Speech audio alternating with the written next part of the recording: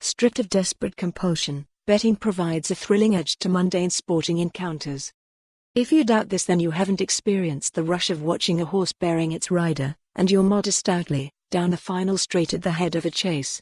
Or seeing your chosen football team for the day defending your stake as though their lives depended on it. On these occasions, any losses of the affordable cost, happily borne, of momentarily living life a little more jaggy. Most of us who have ever placed a wager know the odds of sustained success are stacked against us from the outset, but it's a deal we've struck with our eyes open. We have been fortunate that any wrong turning we've made in our lives, any adversity, hasn't yet left us prey to addiction. Digital technology increases in sophistication with each passing year.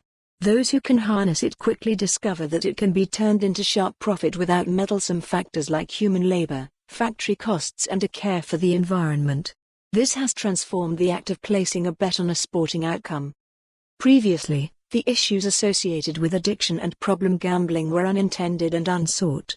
I'm not saying here you could ever have characterized this industry by its empathy for the flawed human condition.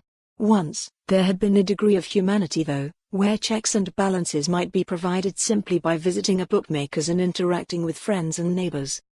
Now, billions are spent by the online gambling industry to ensure that addiction isn't an unfortunate consequence but a desired outcome.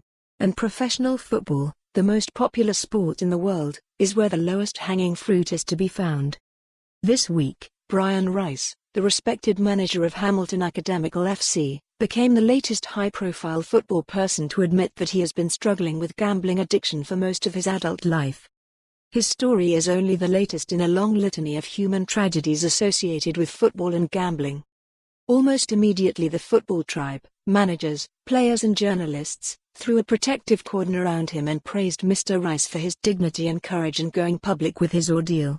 Predictably, they strove to absolve the football authorities and our major clubs from any blame that might have attached to them owing to their lucrative association with online gambling. Some of their arguments were reasonable. After all, much of the sponsorship cash can be spent on developing young players and supporting nearby health and well-being initiatives in local communities.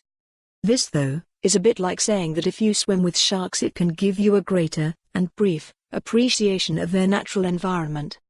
There is a reason why the predatory giants of the online gambling industry. For more on this story, visit the news article link.